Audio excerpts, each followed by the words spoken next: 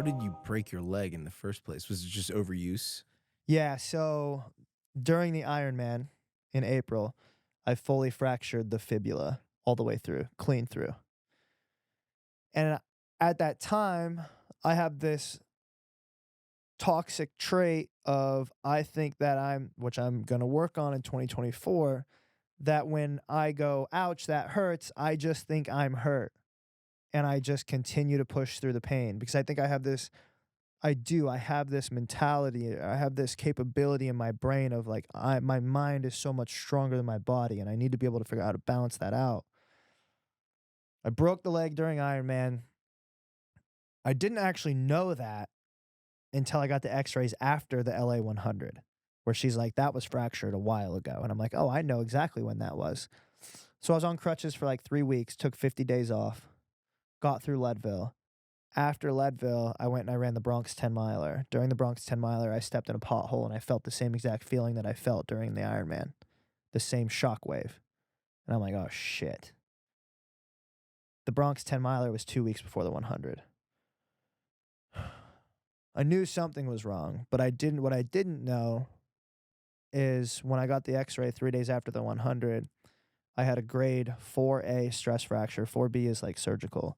I had a 4A stress fracture in the bottom of the tibia, a grade 2 stress fracture in the top of the tibia, and I had refractured the fibula again. But there was so much calcium built up because I didn't allow it to heal. There was so much calcium built up that it was a closed fracture. So it was fractured in the middle, but the calcium that had built up because I didn't let it heal right was holding it all together. So I led 75 miles of the 100 and just got to the point where honestly my right side is the side that locked up. My right side locked up. The left leg is the one that's broken, but I couldn't move my right leg because I think I had compensated so long. I mean, at that point we were 14, 15 hours in. My right side, like I couldn't even, like I was dragging my right leg. Like I couldn't even pull it up off the ground. So did you run Leadville with this fracture too? Yeah. I was fine. I was fine. Really, nothing. Yeah, there was nothing at Leadville. That's why I think that like, yeah, I didn't know about the fibula fracture. Like I thought it was just hurt, but I started running again like early July. And I wasn't doing any type of intensity, so it wasn't like truly pounding. I had zero pain in that leg during Leadville. That's why I think that right after Leadville, I started doing track workouts with Matt. And Matt and I were just slinging it at these track workouts.